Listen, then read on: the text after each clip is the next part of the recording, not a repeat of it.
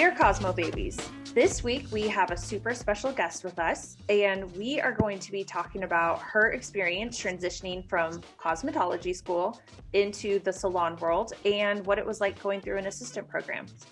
I'm your host, Annie MacArthur. I have my co-host here, Russell Mays, and our super special guest, Megan Dawson. Welcome, Megan. Hello. Thank you. So Megan, I feel like, has a very unique perspective when it comes to going to cosmetology school and then going into an assistant program. Megan, do you want to tell us a little bit about your experience going into beauty school and like what your drive was to do that? Yeah, actually, so it kind of started with the pandemic.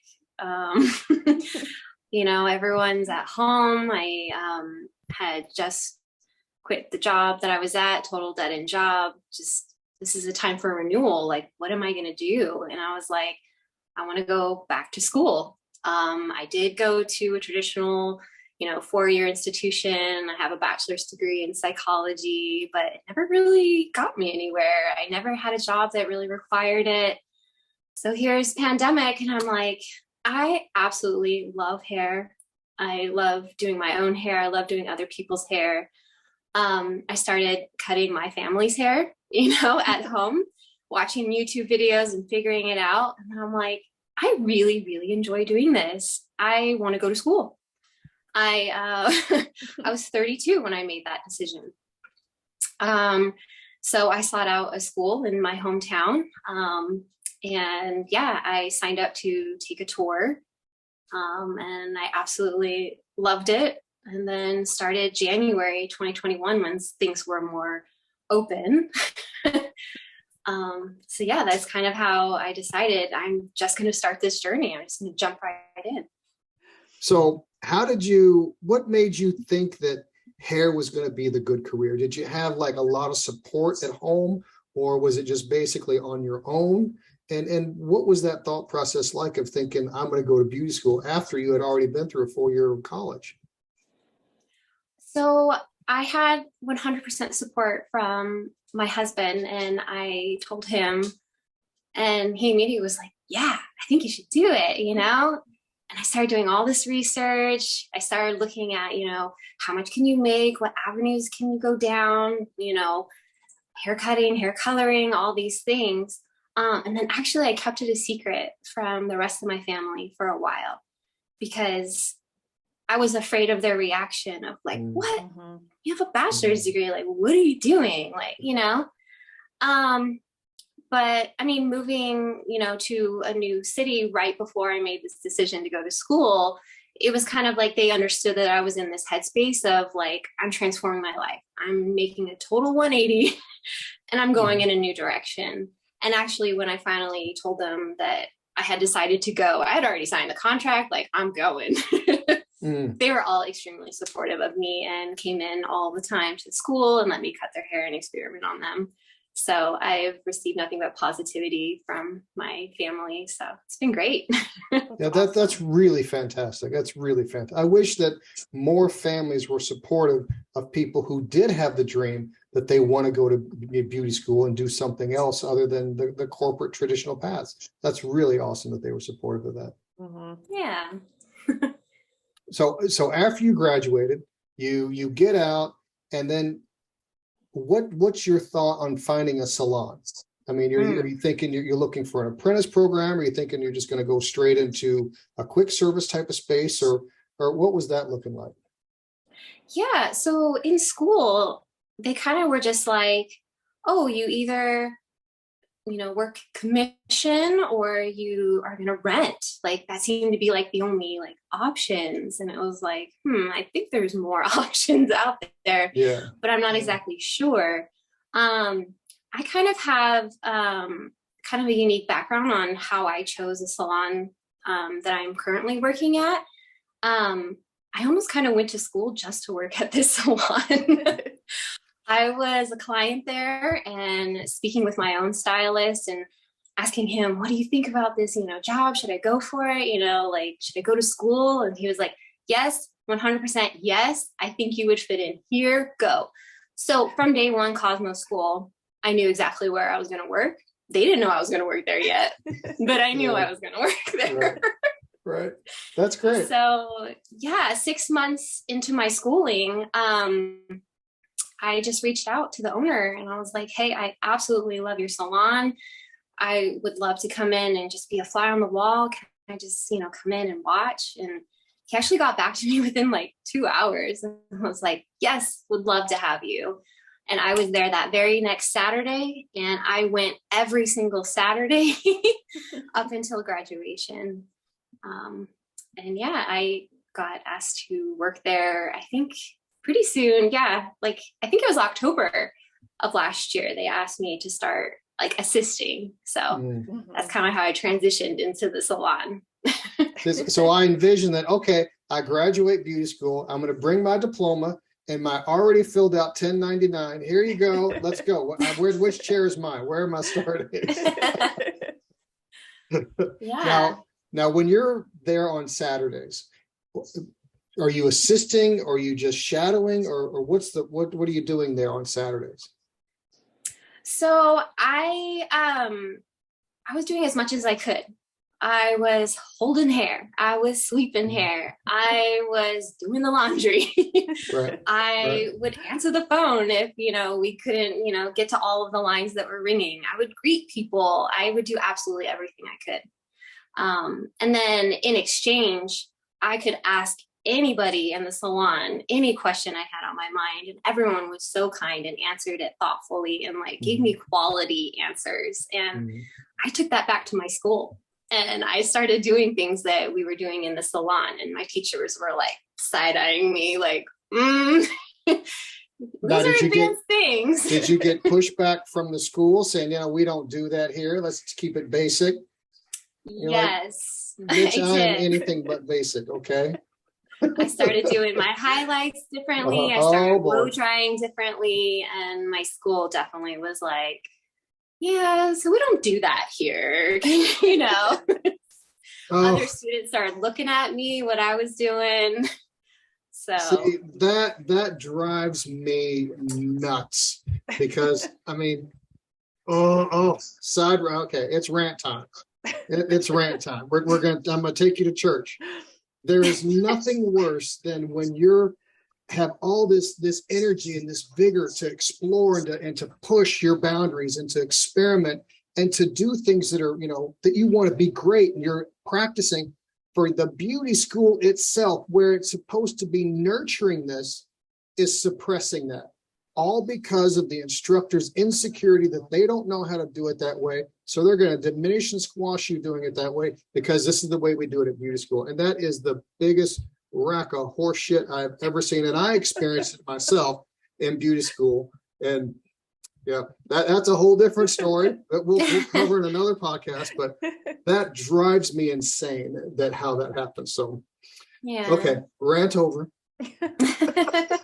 Oh Lord, I'm gonna need a drink here. I feel pretty lucky because I had the opportunity to work with Megan and like kind of see her journey, because Megan and I currently work at the same salon together. And I have talked about Megan in previous podcasts because I think Megan has had such an amazing positive experience in the industry so far, especially for someone who has gone to school later in life, and this is the second career. And I think it's just so unique, because I also went to school later in life, but my experience wasn't, I don't think, as positive as Megan's experience was in cosmetology school. And I also I wish that I would have had the courage and determination and drive that Megan had while in school to go and seek out a salon, especially this is the one I want, it makes me look back and wish that I would have done things differently, because like I said, I get to watch Megan in the salon when I'm there on the days that I work there. And it's like watching someone who is in their third or fourth year already in the industry. And Megan is not even a year graduated yet. I think it's been really cool to watch, because as someone who has had a ton of drive, I think from an outside perspective, looking in on it, I think that it set you up to, Russell, read my mind. That's the word I'm trying to say. It's setting her up for success, you know. Yeah. I think that another determining factor is the fact that she had a 4-year college. It was in psychology. So Yeah. Correct me if I'm wrong, but I would imagine when you're going to psychology classes and courses, there's a lot of time for self-reflection, and there's going to be a lot of self-improvement that's going to be going on, and analyzing of yourself, and how to put your best foot forward and how to present yourself to the world. So when she gets into a social situation, a social business like hairstyling is, that is only going to give her a leg up. Like for me, I'm naturally a very introverted person. Like I know you think that that's not true, but it is. I can spend all weekend not saying a word, but when I go into the salon, it's something that I've had to work on in order to communicate with clients, because I could sit there, hey, what are we doing? Okay, let's do this, and not say another word. So, okay, there you go, and I'm done. But I've had to learn how to communicate and engage and talk. And I bet that 4-year degree had a lot to do with that in preparing her for being in that social situation where you have to communicate to clients. Am I wrong about that, Miss Megan? Oh, absolutely. Yeah. Absolutely wrong. No. I get that all the time. Right. Okay, all right. So it's also helped me understand social groups and how to interact with people on a more one-on-one basis. And it is kind of funny that hairstylists are like therapists, and that's totally the route that I was going. So I have those questions still in the back of my mind, like, how does that make you feel? And they just go, Now, do you have a box of Kleenex on your station in case they start sharing too much? You say, whoa, girl. No. If you're going to take the therapy part, haircut price just went up. Because you had such a positive experience in cosmetology school, do you think being someone who went back to school later in life, do you think that had a determining factor on your overall experience? Or do you think that it was the school that you picked? Oh, that's a great question. I was very discerning about the school that I picked. I knew that there were 2 major ones in my town. And I picked one over the other, more because of the vibe that I got from the people who worked there. Super duper important, something that I've learned because of my age. Surrounding yourself with good, positive people. But also being older, I chose to go to school. I am paying to go to this school. I realize talking to everyone, being nice to everyone only opens more doors for myself. These are all things that I've learned because of my age, and from having, been working since, 18 years old, and the customer service aspect of things, how to interact with people.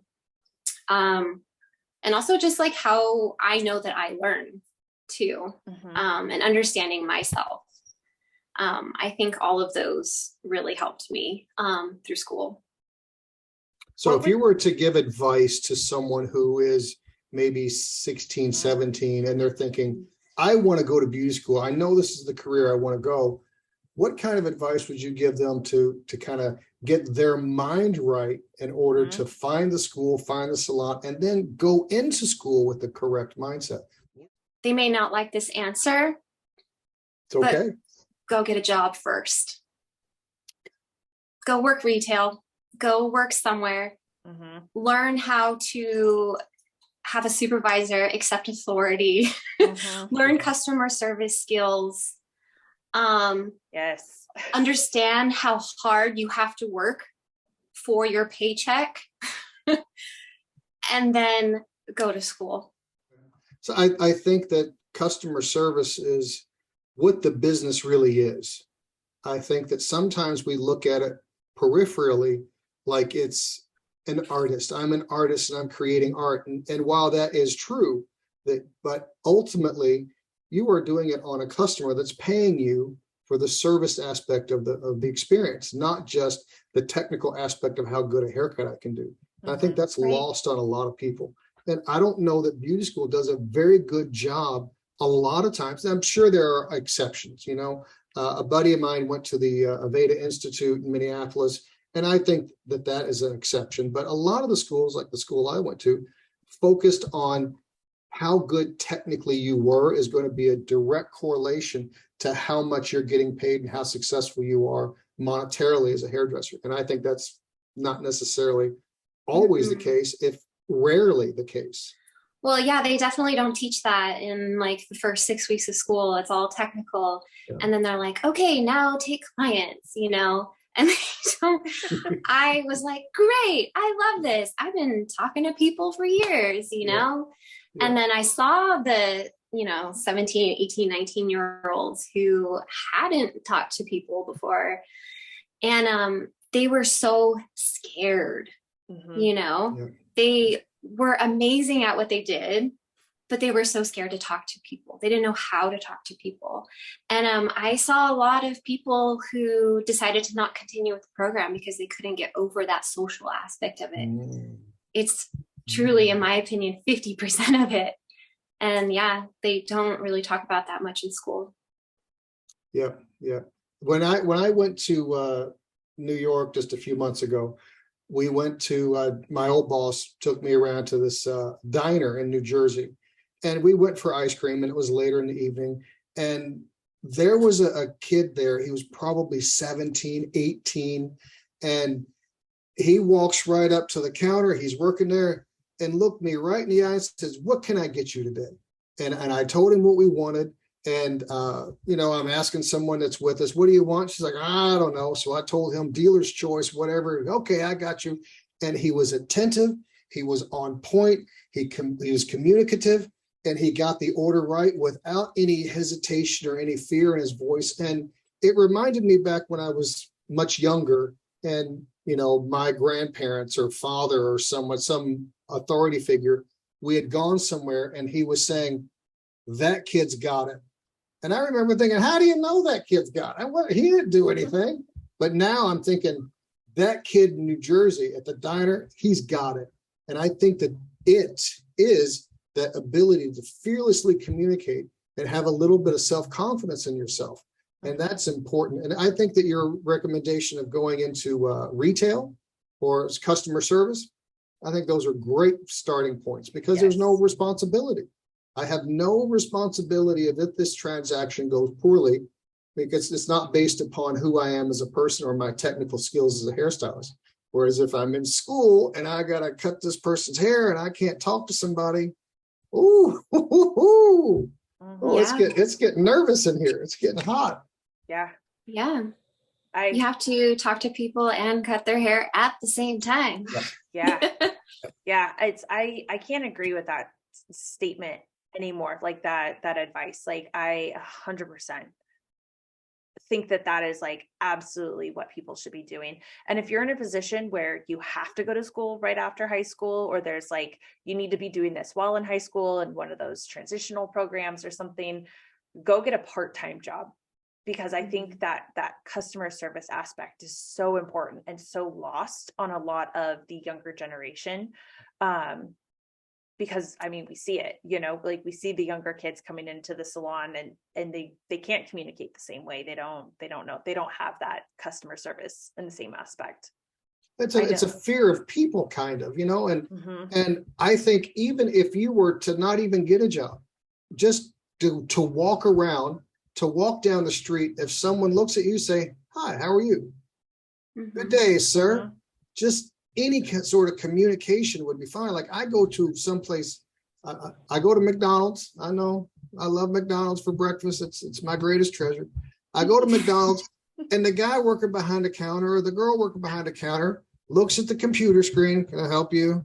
Okay, be for it. And never even looks at me, never even engages with me. It's just like,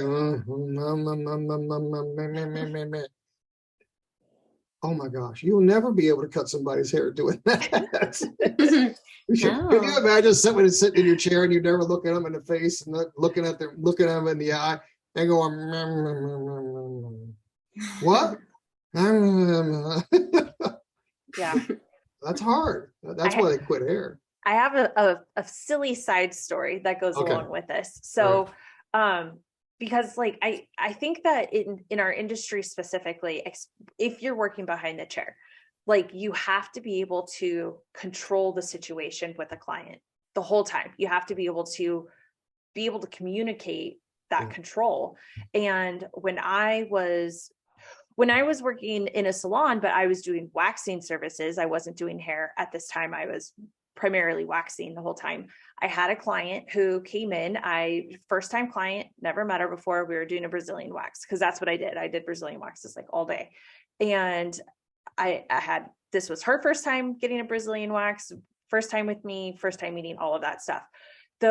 Everything is going fine. And her hair was very dense and I couldn't see parts of her skin as well. And so when I went to go pull a strip, there was a little bit of some like pulling of the skin happened and basically split her skin open a little bit. Her skin was very, very thin and I just couldn't see it because it was so covered.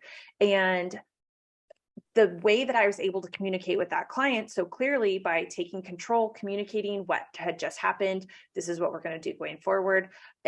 I was able to control the emotions in the chair. And so even though something really bad just happened and she was bleeding, she had split open, like it wasn't great. It wasn't as bad as I'm also making it sound. Like it was a tiny little incident, but I was able to communicate and control the situation. And she left not only tipping me huge, but rebooking with me because I had built that trust with her. And I think that if people don't understand that communication aspect, they can get lost very quickly in something. And I think that's where a lot of the negativity turns around in that client hairdresser relationship.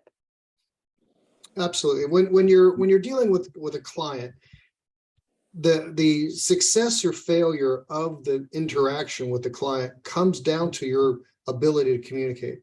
So if I have someone come in and I don't have the words to be able to communicate exactly the idea or what I'm trying to express, the situation is going to be a failure. So as an apprentice, one of the most invaluable things is being able to stand there with an earshot and listen to an experienced hairstylist communicate with their client, especially when something has gone wrong. They cut it too short, they cut it too long, it's not what they expected. They expected bigger hair, they wanted this or that. Whenever anything goes slightly wrong, they cut the bangs too short. These things are going to happen. It's your ability to communicate that can diffuse that situation. And as an apprentice and assistant, to be privy to that without any emotional investment is priceless. And that, I think, is one of the most valuable aspects of being an assistant or shadowing or an apprentice in any successful salon, is gaining that knowledge. Absolutely. I'm going to toot Megan's horn really quick too, because I love to do that.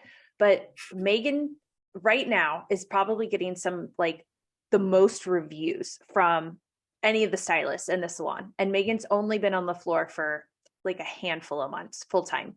And she not only gets the most reviews in general, she gets the most 5-star reviews out of everyone. And I don't think a client has ever not left a comment by just like giving her 5 stars, but I feel like they always leave a comment. And the top thing that I notice in her reviews is her communication during consultation. Yeah. And like, it's like, it all comes together and it all kind of makes sense, because it's like, if that's where Megan's mind is, like, she knows how important that communication factor is. So my question for you, Megan, is, do you feel like during your time that you were shadowing while in school and then in like an assistant program in the salon before you like fully were on the floor, do you feel like consultations came a lot easier, or you were taught a certain way to do something? Or do you think that with your background and experience that you've had from the jobs that you've had and the education you've had prior, like, is one more important than the other? Do you think that you learned a lot in the assistant program, or do you think that that prior experience really had more to do with all of that? I definitely give all the credit to my assisting program for my consultation. I think my consultations are most similar to my mentor, my salon owner. I got to hear him do the consultation hundreds of times.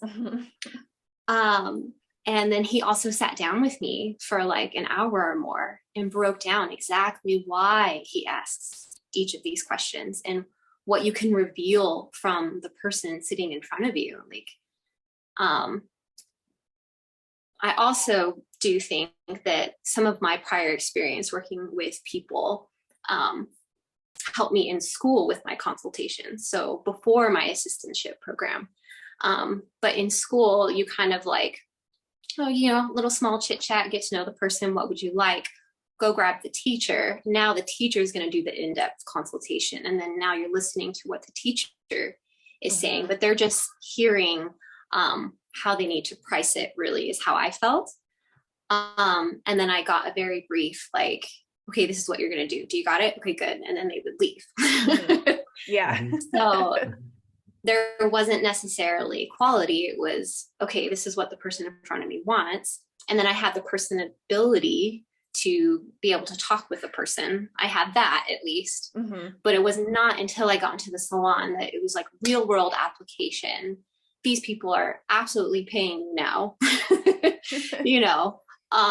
and they expect a certain quality. I mean, the salon that I work at is one of the best salons in town. Like, I knew that I had to be at a certain par. So definitely getting in with the consultation and having that quality time with a person, I learned 100% from my assistantship program.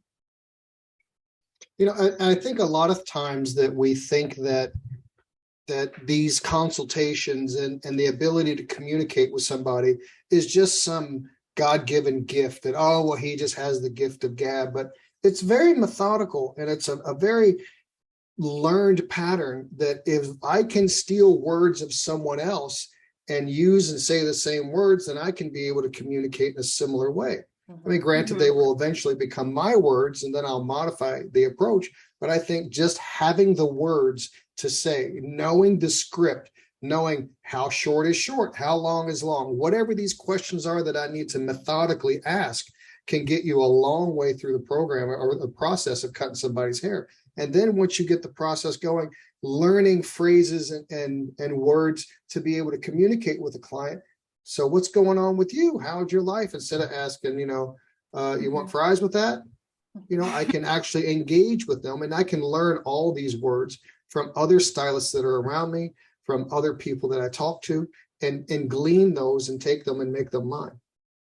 I think it also helps if I can mention that I was a client in the salon first and foremost. And I remember the excitement I felt when I booked that appointment online, and the excitement I built up, like, oh, I get to go see my stylist today. And like, what are we going to talk about? And then, oh, it's going to feel so good to get my hair cut. And so now when I have a client in my chair, I know exactly how they feel. Or, somewhat how they feel. I can sympathize with the process it led to them to get to my chair by 2 p.m. Yeah. I remember being told that a lot as a student. Go be a client. Go be a client in those salons. Like, not only go in and shadow, but go be a client there as well, because it does give you a completely different experience when you're looking for that, like for a vibe in a place, because you may get one experience if you're going in as a stylist, but you may get a totally different experience as a client. And you also get different experiences based upon the type of salon it is. If you're going for a quick service, it's going to be a completely different experience and different, expectation and rules of engagement, so to speak, as is going to a really high-end salon. The rules of engagement and expectation are completely different. When I was in New York and I was working in Soho at this big fancy salon, it was not uncommon for hairdressers to come in from out of state, and they would come in and they would book an appointment just like they were a regular client. They'd just walk in and see if they could get a haircut And I always know who the hairstylists are. I always know. So they come in and sit down, and I don't say anything. Hey, how we're doing? And we just engage. And then after I shampoo, I set her down. So how long have you been a hairdresser? What? How did you know? Like, girl, you can't hide that from me. So you just know. And I know that she was there to experience the consultation, how good the shampoo is, all 5 pillars of what builds a great client experience. They're there gleaning from that to take back to Wichita, Kansas, or take back to, Greenville, Kentucky. So they're experiencing all this to take back. And it's all about borrowing words and borrowing experiences and making it your own. Mm-hmm. So you picked up on that very, very early from beauty school and then going into your salon. I mean, you picked up on that early, and it really shows in how far you've come and how quickly you've come. Thanks. You're welcome. So what advice, Megan, would you give to somebody else who is thinking about a second career, is, well over the age of at least 25, somebody who is wanting to get into the industry, or honestly changing careers in general? Like, what advice would you give to somebody to make it a positive and good experience for them? I mean, I would say step one, you've already made this decision that you want to go into a totally different career. And then you got to think about, how are you going to get to said career? Do you need to go to school, or do you need to get any experience before you get into it? I mean, we live in a world of ton of technology and the internet. Mm-hmm. Get on YouTube, look at other people who are in that field. How are they doing? Follow people on Instagram. Ask questions. I would DM people on Instagram, total strangers, and ask them advice when I was in school, and they would reply. People are very nice. Yes. Just do as much research as possible. And if someone is trying to, get into the beauty industry, definitely tour all of the avenues, all the schools that are available to you. And my personal advice would be to go to the school that has the most positive people, but also the school that's going to open the most doors for you once you have graduated. How have they helped others get to where they want to be? And you can find all of this information online. You can also just ask in person, I'm going to DM you and ask you to check out a salon before I go apply for it. Say, hey, Megan, check this place out. Would you go there? You say, nah, I'm good, bro. Do you offer consulting services? Yes, I do. Venmo. I actually had sought out graduates of the school that I went to, friended them on Instagram, DM them, what was your school experience like? And most of them got back to me, and most of them had very positive things to say. So great. I was like, great, I feel good about this decision. Now, when you were in school, did you have any hair disasters that happened? Yes. Okay. Would you like to share so someone can experience from your experience? Yeah, so one is standing out really like, woo. It was actually towards the end of my schooling, and I definitely should have known better, but Have some grace. We're still in school. It's fine. I was doing a balayage for a young woman, and I did not do like a thorough look around her head. I didn't look at her head shape. I literally mixed up the bleach and came back and was like, okay, we're doing this. She was very quiet. Our consultation, wasn't good quality. She wasn't good at communicating. I wasn't good at drawing it out of her yet.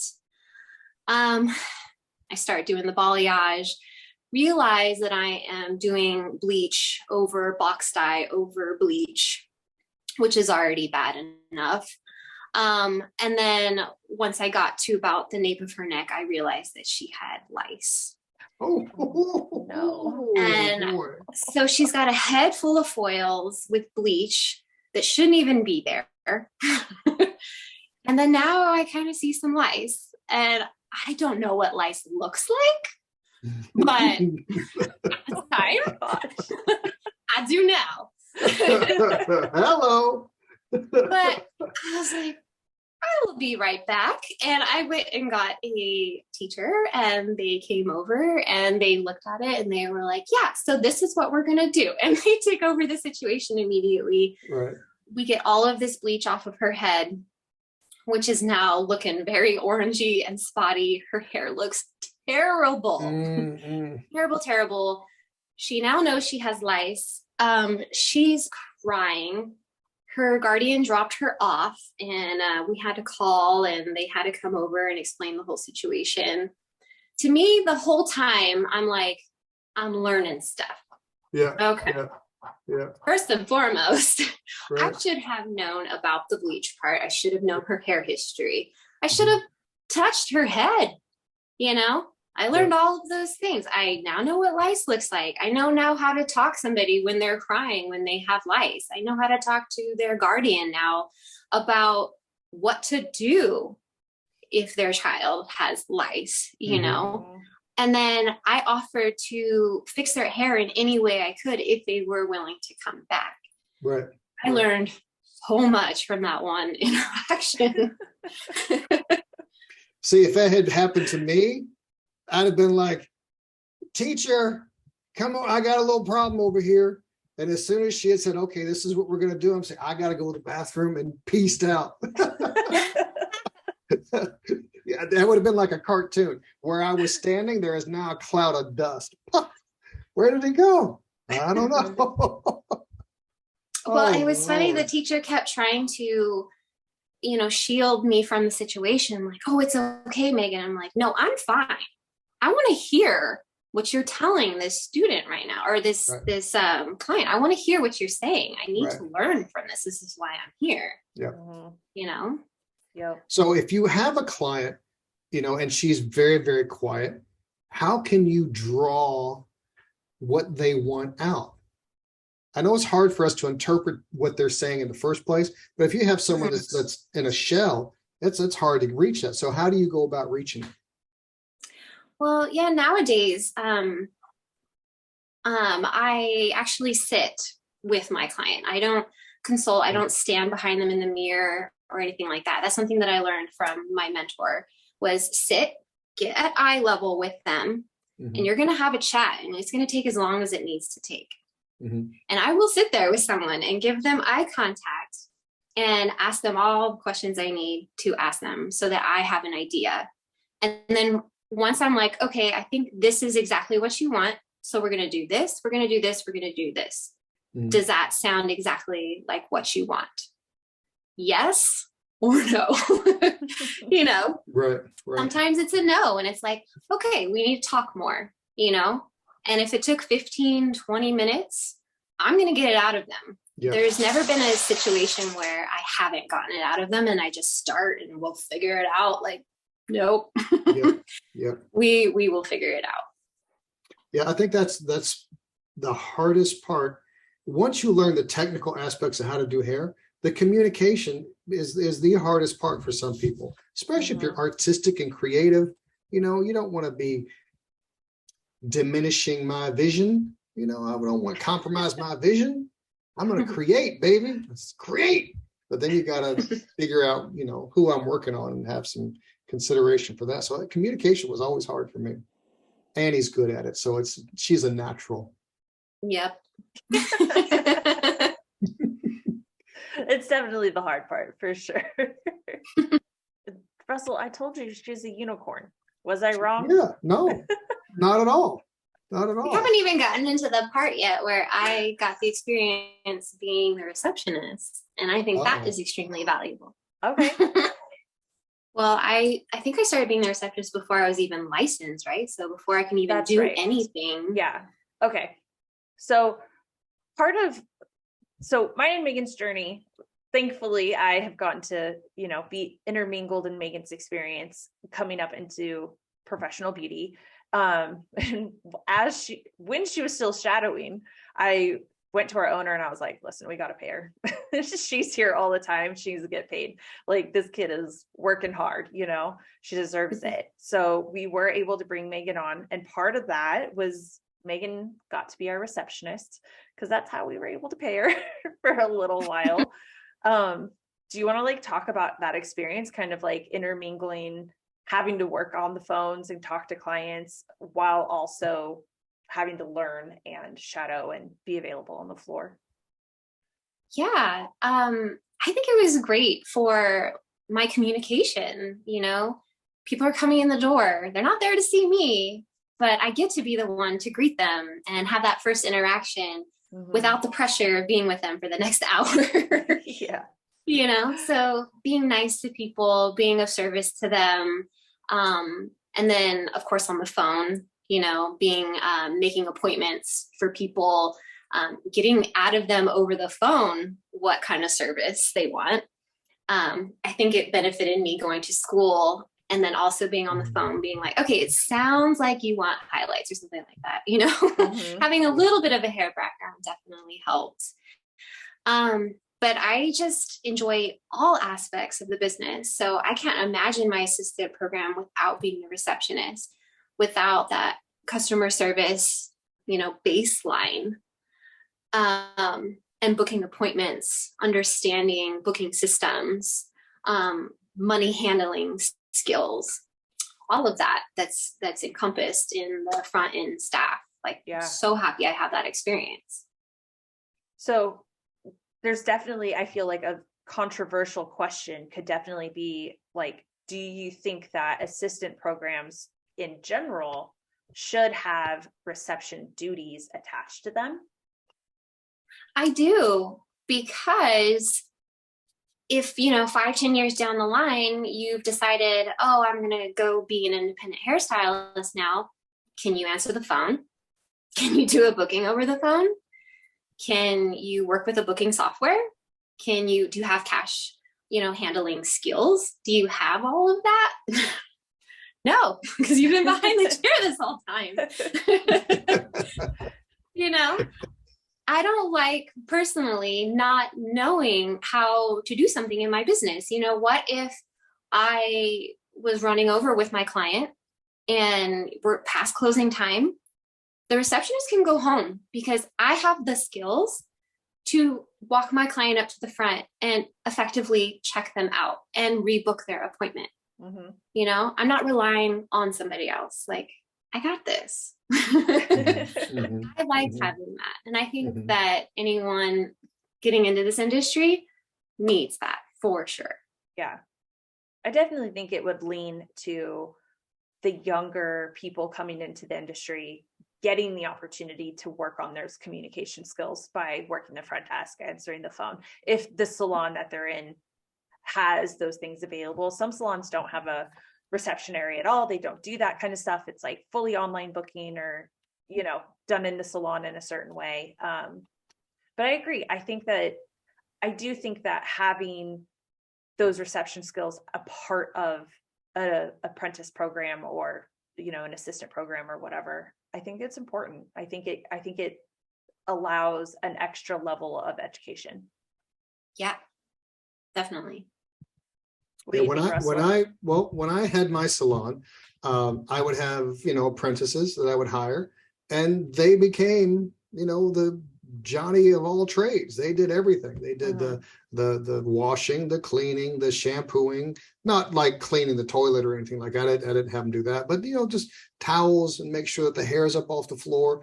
They would answer the phones. They would check clients out. It was all part of the process because, you have to be well-rounded, and it's a service business. It's not just let me make some fabulous hair, because I'm doing this fabulous hair on somebody that has to want that type of fabulous hair in an environment that they're willing to feel comfortable in, and they have to be treated a certain way with respect. That doesn't mean that I kiss everybody's ass when they come in, but it's a dance, and I want to be able to be a good dance partner and hold up my side of the cotillion. And so I have to be able to do all these things. It's not just how clean a section I can take, how straight a line I can cut. It's so much more than that. Yeah. Yeah. Is there anything else that you would like to convey to anyone who may be thinking about the beauty business, or is in school already looking to graduate? Any words of encouragement? Yeah, I definitely would say to seek out a salon that has an assistant program. It's only going to increase the quality of your work. It's going to increase your customer service skills with people. I think it'll lead to more bookings. Investing that time in an assistant program will only do you more good, open more doors. Also, a salon that I think that offers an assistantship program, they're investing in you. That's job security. They want you to succeed. Mm-hmm. They want you to have that education. So it's a reciprocal, but very special relationship. It's very different from, oh, I'm going to graduate. Great. I have my license. I'm going to go rent a booth and people will come. Yeah. So, well, what would you have them avoid? So these are all great things to do, but what would you have them avoid as well? I would avoid maybe opening your own salon right out of school. Okay. I mean, I don't have personal experience doing that, so I don't know, but it just seems so ambitious. Like you're missing out on so much. You're missing out on having a mentor. You're missing out on having coworkers who you can bounce questions off of.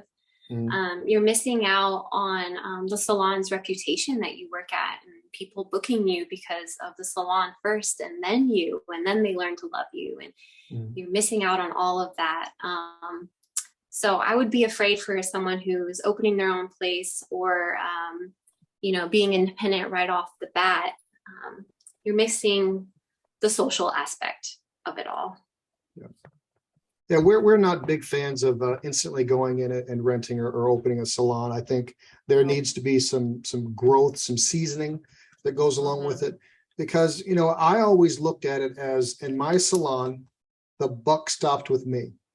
I opened it. It's my name on the lease. I am the buck stopper. So any problems that ever happen always come around to me. So I need to be able to be experienced and eloquent and articulate in how to deal with these problems, and also skilled enough to handle any kind of problem or any kind of hair or any kind of situation that arises, that I can handle it. If I can't handle these things and I've got gaps and blind spots, then that's going to create some problems. I find, to go off on a tangent here, that the beauty industry is a great teacher, in that whatever you need to learn, it will keep giving you until you learn it. So if you need to learn how to deal with a bitchy client, you're going to get a bitchy client once a week until you learn how to diffuse that situation and how to deal with that bitchy client. If you need to learn how to do thick hair, then all your clients are going to have thick hair. If you need to learn how to do like baby fine hair where it's got lots of body and you can't do it, I guarantee you your next client tomorrow is going to be somebody with baby fine hair that wants it full. That the industry is beautiful at that. So the sooner that you're open to learning how to do it and finding those situations and finding the people that can teach you how to deal with it, the faster you'll grow. And then you'll be ready to open your own store and put the buck, on your name, and the buck will stop with you. So that's great advice. Yeah. Well, thank you. I'm very impressed at the mindset and the moxie that you got to come straight out of school and go into that. And that's very, very inspiring. And I hope that the people that have listened to this, can really glean that from you, that it is all about attitude and your ability and your willingness to pay the price that it takes to be really, really talented and really good. It's not something that's just given to you haphazardly. You have to go and earn it. And I think that really shows with you. So congratulations. Thank you very much. Bravo. So please leave us a review on Spotify and iTunes, and we hope that you have enjoyed this podcast. Click subscribe and keep updated on future ones, and we will see you next time. I am Russell Mays with my host, Annie MacArthur, and our special guest, Miss Megan.